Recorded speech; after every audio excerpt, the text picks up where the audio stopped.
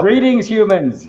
How is everyone? We're back. It's the Bob and Emil show. It's a Friday night thing we like to do, and we will continue to do throughout the season. Just kind of touch on some topics that are of interest to us and most likely of some interest to you, I'm guessing. So, Emil, how are we doing tonight? Oh, doing well. I'm still doing controlling here. I think I got it all done. I was over on Periscope making sure it was turned on.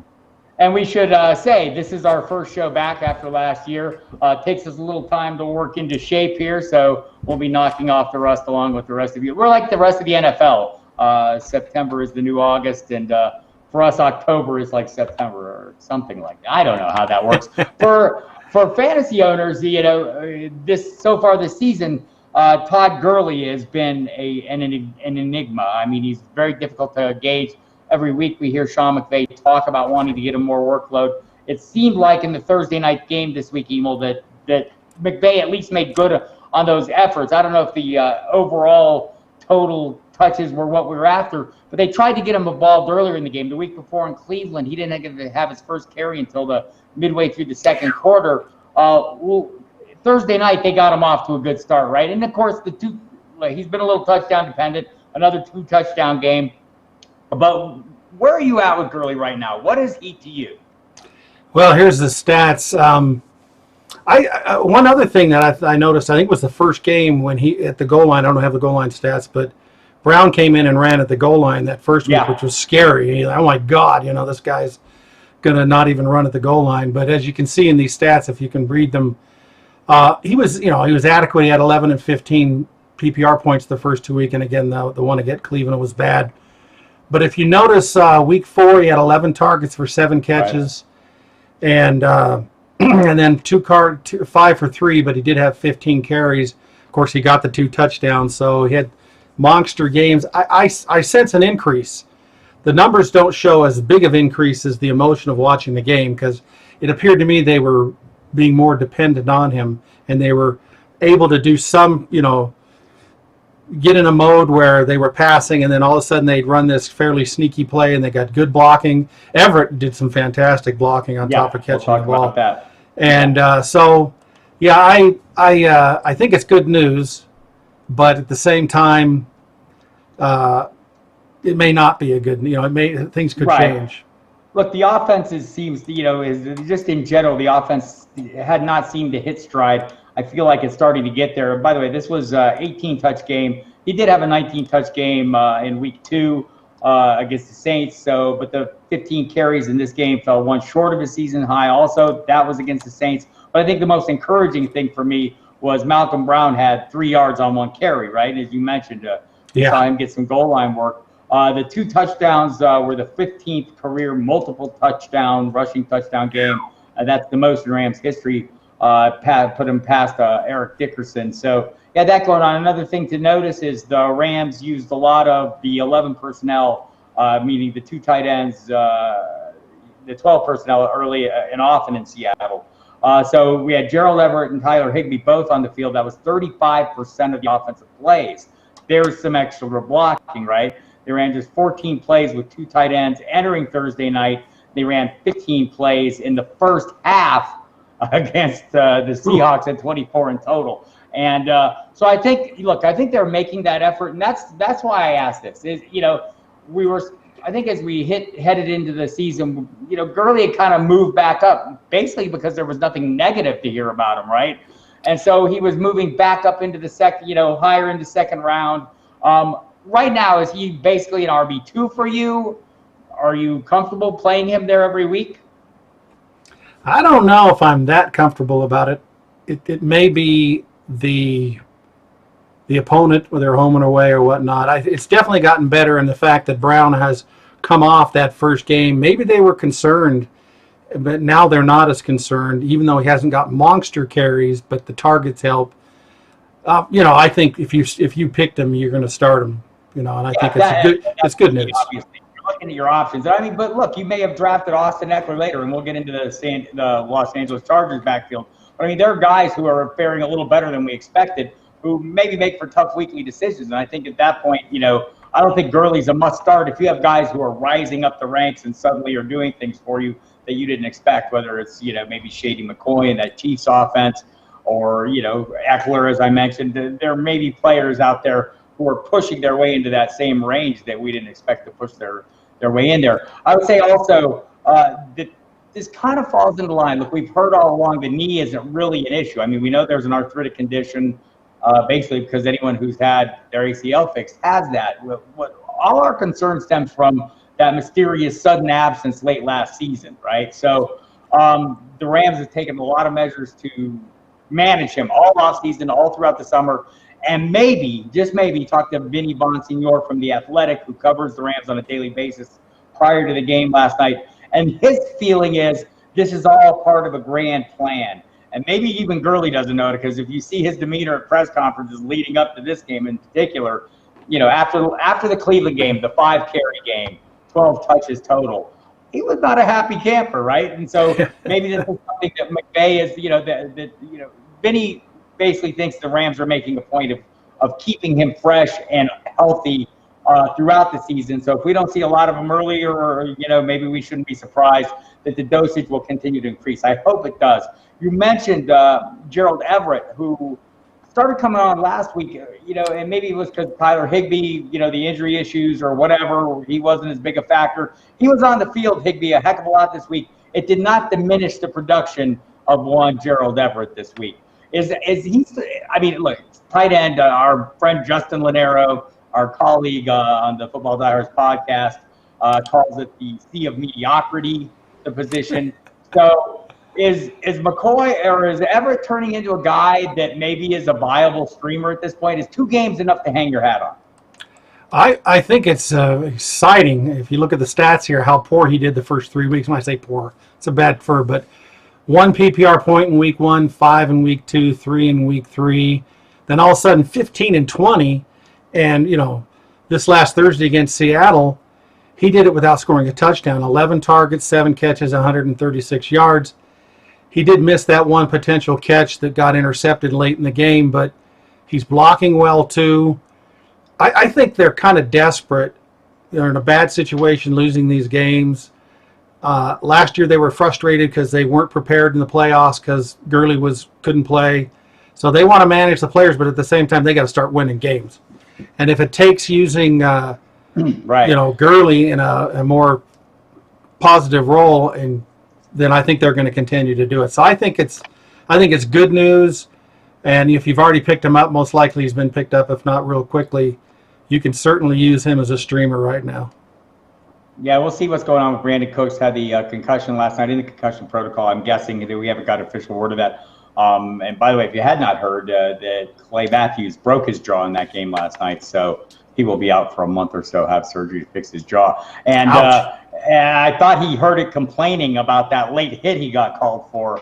That was not a late hit on Russell Wilson. Boy, talk about a cheesy call. Just a shoulder tap right in time. So interesting there. But anyhow, Gurley's something we'll watch. I'm going to continue playing him as a running back too. Hopefully that's a fair option for me. If I have other guys pushing in, I'm going to try and move him to the flex. But Gerald Everett, that'll be something to watch as well. If they keep running those 2 tight end sets, and maybe the issues if Brandon Cooks is having problems going forward, it's a little easier to run that 12 personnel. So we'll see. Yeah, Baker Mayfield's a guy we want to look at. So a lot of people were drafting him as well inside the top 10. I mean, it wasn't unusual to see him go off as the 5th quarterback off the board. How much did we get? How far in front of our skis did we get on this one? He's not performing that well. I think he's like the 22nd scoring quarterback right now. And if you look at the stats here, 15th, the first 15 fantasy points, the 19, 12, and then had that fantastic game against Baltimore. He scored 20 points. That's really, you're expecting some big games. He's got the talent. I remember talking to you a couple weeks ago. I forget which game it was. It may have been Los Angeles Rams, where there was less than a minute to go in the game. He's at the 6-yard line. He threw 5 times, or he did whatever. He didn't throw to ODB. He kept rolling out of the pocket to his right and getting stuck by the left end when he could have come into the pocket and almost ran for a touchdown. And that really made me worry about it.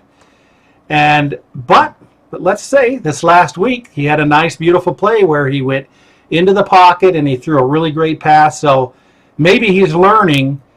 But, you really need, given you probably drafted this guy, he's, a top 5 quarterback drafted most of the time, he needs to start improving his numbers if he's going to be worth that pick.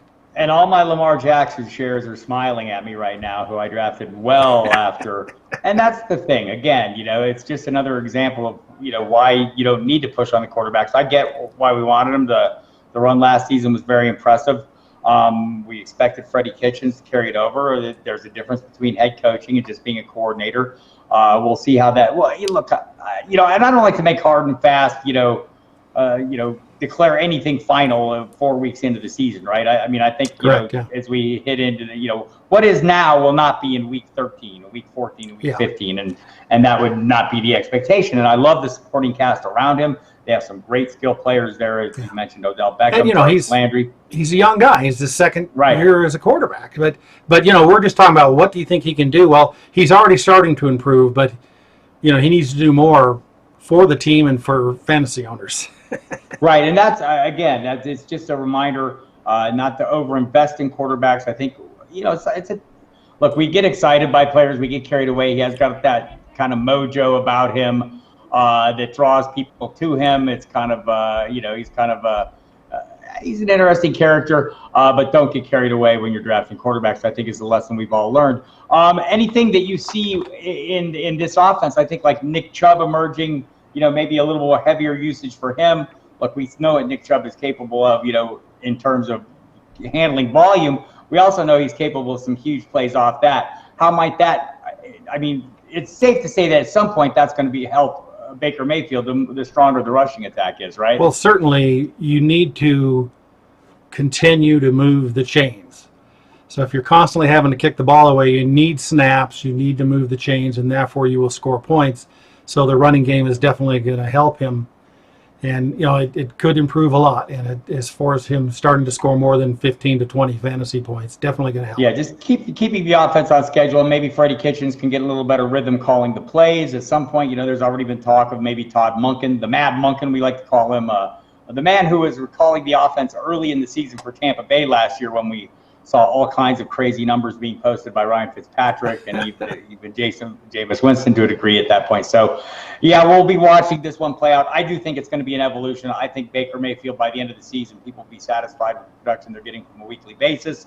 I do think it was interesting. We saw what Odell Beckham can have an impact on this offense, even when he's being stifled, because he's being stifled. Jarvis Landry will come up big, maybe some long runs by Nick Chubb. So, there's a lot going on there that we can like. I want to move on to the Bengals wide receiving core. It's a great week for them going against the Arizona Cardinals, a defense that has not stopped many people. Andy Dalton seems sufficient, but here will be our starters this week.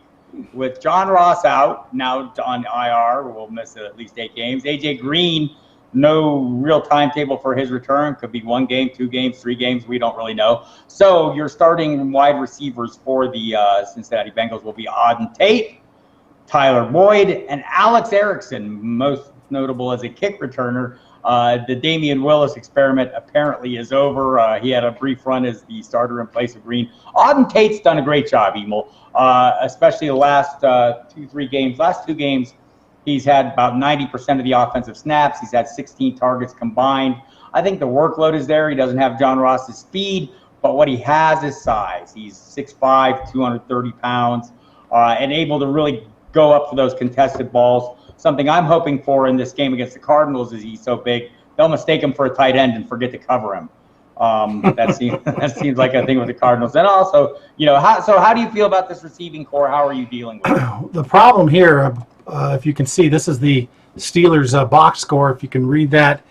And I can't believe how they split last week. You've got right. Oh, I've got the wrong one on here. A second. You got Steelers up. I put the wrong one in. Got the game. Got the wrong one. Take off that rust. Here we go.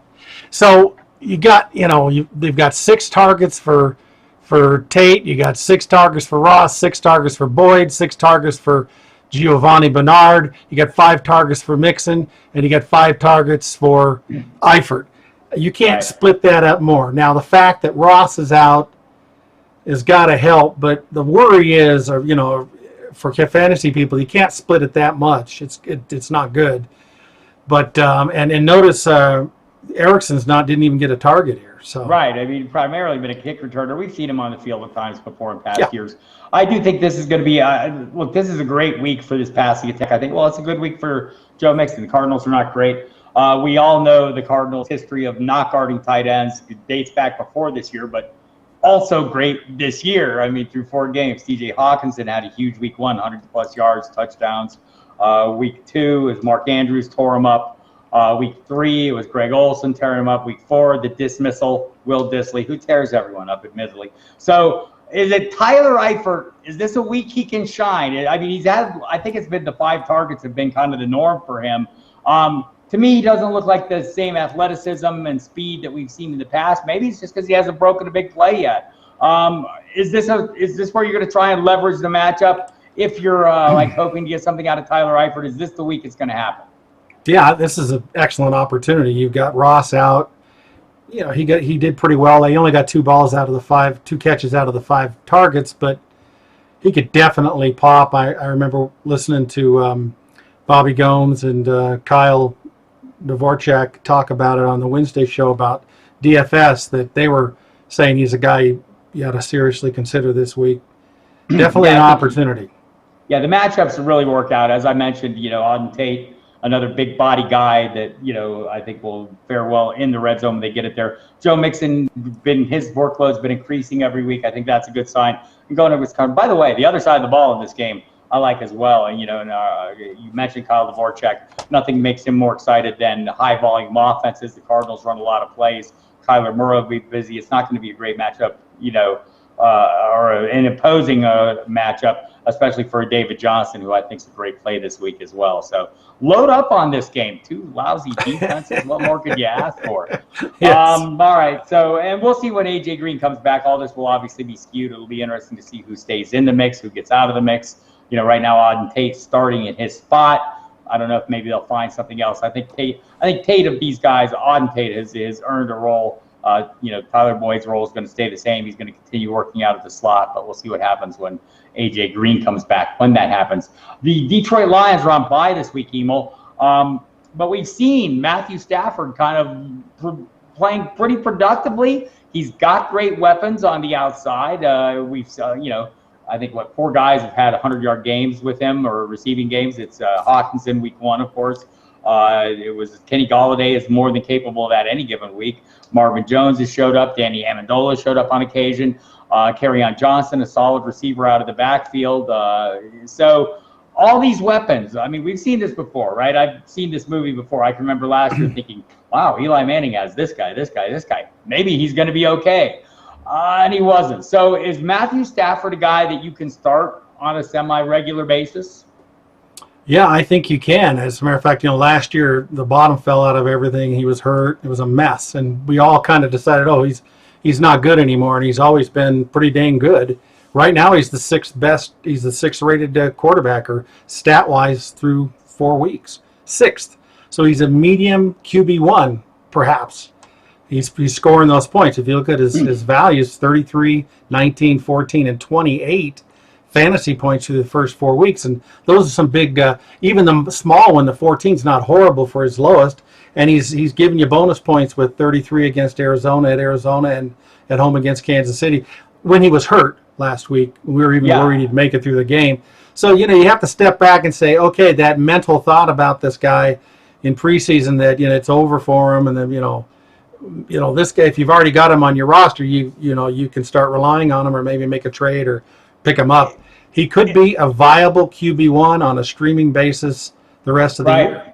And if nothing else, he seems to be playing up and showing up for the matchups we expect him to show up for. That kind of predictability is something you want when you're streaming, obviously, or playing DFS. I think when you're trying to, leverage the matchups into something you can get, he seems to have done that to this point, which is, that's to his credit. And it's a reasonably high floor for a quarterback who does not run the football, ideally, if at all. Mm-hmm. His floor has been relatively high. I think it's his low score, 14 points this year. So there's something to be said for that. I kind of like him as well. And again, it's another, just a data point in the long line of data points suggesting, I don't know how many leagues I saw Matt Stafford even drafted in. Yeah, I mean, I was in one of my best balls. I picked him as my third quarterback. Right. I think I probably have been in this year. I was in well over 100 drafts, and it was noticeable if he was drafted. That's what I'll say. Even in anything other than 2 quarterback leagues or super flex leagues. So there's that. So be interested to see what they do coming off the bye. Let's look at the Steelers. The Wildcats back. Somewhere Ronnie Brown is pumping his fist in enthusiasm over what we saw from Jalen Samuels. Obviously, 3 passes, ran the ball, caught the ball, direct snaps. But it maybe is more indicative of the issues this offense is having. We've got Mason Rudolph, of course, taking over for Ben Roethlisberger. The passes have been shorter, especially in this last game against the Bengals. The primary receivers were the running backs, right? So the only long passes have not been going to the guy we all expected them to. Juju Smith-Schuster, drafted as essentially a wide receiver 1 in pretty much every fantasy draft I was in, is certainly not playing at that level. Deontay Johnson is the guy who was targeted on the long ball last week. Boy, this is a tricky one. I think Connor's maybe starting to come into his own. I like him again this week in this matchup. But what are you doing with this offense in general? How do you handle Juju Smith-Schuster, who you drafted as your wide receiver 1? Are you just rolling him out and hoping for the best? Or is it time to pivot away and find other viable options? Well, I guess the big question is, it was against Cincinnati. It was home against Cincinnati, but it worked. And are they going to continue to do this? If they're going to continue to do this, if you look at the stats, I mean, it was insane. All of a sudden, Samuels is a viable starting running back, and he was doing nothing. He caught 8 balls. He's thrown 8 balls. Connor's caught 8 balls and thrown 8 balls. Deontay Johnson caught 6 for 6. Right. And so, man, if this is going to continue, you can't. I don't know if you can completely eliminate Juju Schuster. So right. So we should stipulate he was injured during the game, the toe injury. He's listed as questionable heading into this weekend. John Connor. I've been watching The Terminator too much. James Conner off the injury report. Vance McDonald questionable as well. All those guys practiced fully though Friday and seem likely to be on the field. But with Smith-Schuster, it's a bit of an issue. I know Randy Fichtner, the offensive coordinator, talked about it Thursday that they need to get the ball to him, force it down the field to him a little bit more. They've said this 2 weeks running now though. That's been the lip service. The lip service has not turned into actual service, meaning passes thrown his way. You see the 4 targets against the Bengals. That's a bit of a concern for me. And I think at wide receiver, where you have probably a wide range of options, guys that you could probably fall back to until we see something from Mason Rudolph that indicates he's going to start looking that way more. And look, maybe you miss out on the game of production from Juju Smith-Schuster. That's okay. You're already missing out on those games of production from Juju Smith-Schuster, right? So that's kind of the way I'm approaching it right now. I'm judging my range of options. And I mean, look, it's wide receiver. Guys show up every week and fare reasonably well. So, the Terry McLaurins of the world, although this is probably not a great week to play him. Washington, what a mess, by the way. Colt McCoy will start at quarterback this week. McLaurin, 50-50 to play. He's got the hamstring issue ongoing. But that matchup, I mean, why are you playing these guys anyway? I think Chris Thompson, to me, is the only playable Redskin this week. And he's playable every week. He's like a running back 2 level guy in PPR for me. So, but beyond that, I think it's a hard time. And we'll see if the Steelers offense, maybe if it funnels down a little bit and we can get Connor going, maybe the offense in general will get back on schedule. So that brings us to the Los Angeles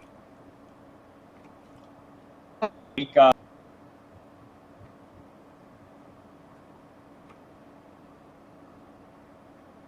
You're popping in and out.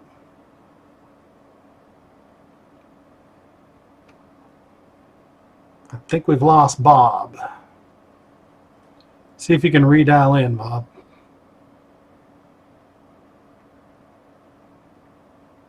I think we've lost Bob. But basically, I'll wait till he comes back. It doesn't appear he's here. What he was talking about is Gordon versus Austin Eckler, how well Eckler's done. And here's some stats on Eckler. As you know, he's the number 2 running back in the league, in the entire league. He's playing phenomenally well. People who took him are extremely happy with him. Look at these 39, 25, 15, 29. Incredible PPR numbers. And here comes Gordon, who's going to start next week, or week 5. This is this week.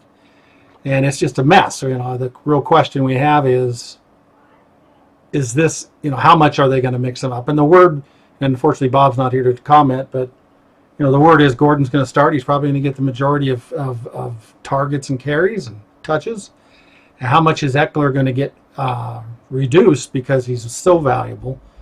And I guess you're just going to have to play it by ear and continue to start him or decide not to, because they are going to start Gordon. And maybe they'll split each other up so bad it's going to hurt both of them. But it's kind of sad. It's kind of sad to see a guy who's come in on this team when Gordon was holding out and has produced incredibly well, catching the ball, running the ball, scoring the touchdowns, and just really helping out the team. Hey, you're back. I had a little glitch there. Yeah.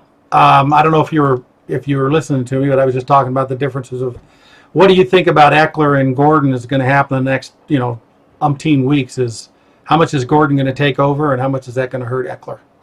I think at some point Gordon will be the primary guy. I mean, Anthony Lynn has basically said that, but I don't think it's this week, and that's the problem. It's a sweet matchup, and I think for me Gordon's probably a flex level guy this week. Emergency running back 2 if I'm having issues with someone else, and Eckler remains the running back 1 for this week. And look, maybe the problem with a guy like Gordon is he comes in and maybe he gets the high leverage snaps, right? The goal line looks or whatever. But Eckler's, he's playing at a top 10 level. I don't know why they would force this issue if they don't have to. And that's going to be my concern with Gordon. I think it's going to happen over the course of the year. He's going to take back over. Eckler's still going to be a standalone value. But right now, I think they're kind of what they are now is what they'll be in the future, just opposite, right? Eckler is the lead guy, and Gordon is kind of your flex standalone play. And that's going to change. It's going to evolve. And I just don't know that it's going to be this week. I think expecting, way more than 12 or 15 touches for Gordon doesn't sound like what they're planning to do. But we know what happens when you get punched in the nose. Everybody has a plan until that happens. And, you really don't know. If Gordon comes in there, gets a hot hand, and against this Denver defense, I think that's entirely possible. So I'm probably, if I'm a Melvin Gordon investor, if I have shares of him, I want those shares on the field given the matchup. But if I'm an Austin Eckler guy, I'm going to have Eckler in there as well. Yeah, it's a tough situation, but it's the way it goes. All right, so that's we'll wrap this up for tonight. My technical issues notwithstanding, my disappearing act there. We'll get this dialed in over the coming weeks as well. Don't hesitate to holler at us at FF Diehards on Twitter and shoot us questions every week. We'll be happy to answer them. In the meantime, hit the main page of the site. All kinds of content available to you right now, including, as Emil mentioned earlier, we've got Bobby Combs, the former DraftKings millionaire maker. He and Kyle are doing live videos on Wednesday night. They're also doing a roster build then and Sunday morning, heading into the games, making final adjustments, helping you get things in line. We have tons of articles by myself, Gary Davenport, Justin Lanero, Brad Cruz, one of the top high-stakes players out there right now. Kyle Dvorak also doing his cash and tournament breakdowns. We have Mike Valverde coming in, chiming in, as well as Matthew Charon and Evan Tarciano. So check out the main page of the site. You can also listen to the Football Diehards on SiriusXM Fantasy Sports Radio every Monday through Friday, 6 p.m. You can also catch us on Saturday night on SiriusXM NFL Radio from 8 to 11 p.m. and I'll be on the pregame show with Jeff Mans at SiriusXM pregame from 11 to 1. But be on the site while you're listening, because we'll be doing live inactive updates, have all the latest news, make sure you're the best informed owner in your league at any given time. Emil, thank you so much for setting this up, and we'll do it again next week about the same time. Sounds good. Good luck everyone this week.